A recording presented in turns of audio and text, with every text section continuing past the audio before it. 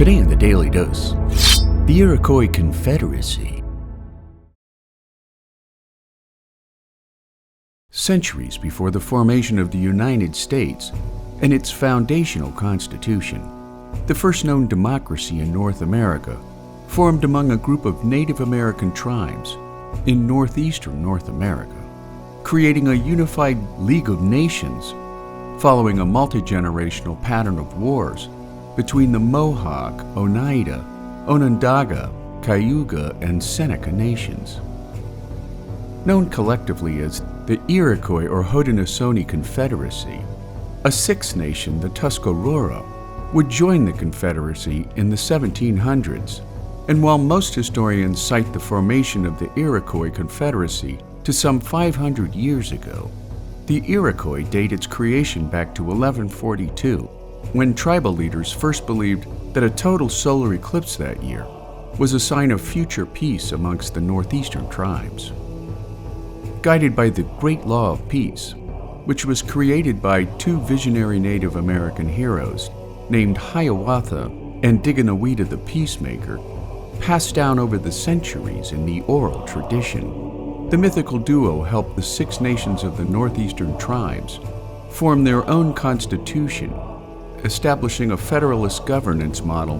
replete with separation of powers and a participatory democracy. Designed to build a framework for the six Iroquois nations to come together on issues relating to trade, diplomacy, and defense, the Confederacy provided a system of equal representation among the nation's elected representatives, ensuring that all six nations had to agree on any decision before it could be implemented into Iroquois law, which eventually made the Iroquois Confederacy the most powerful political and military force in the region. When the Founding Fathers met at the Constitutional Convention of 1787 to debate the future of American governance, they had no contemporary European democracies to model themselves after, other than the ideologies and writings by the likes of John Locke and Montesquieu. They did, however, take note of the Iroquois Confederacy and its Federalist framework and constitution, as referenced in a letter by Ben Franklin in 1751, describing the need for the 13 colonies to form a voluntary union, similar to that of the Iroquois Confederacy, while John Adams' 3-volume handbook, written for the constitutional framers as a survey of different types of governments, included references to the same body of Native American tribes, making the Iroquois Confederacy both a groundbreaking milestone in Native American intertribal relations, as well as a foundational primer for the U.S. Constitution.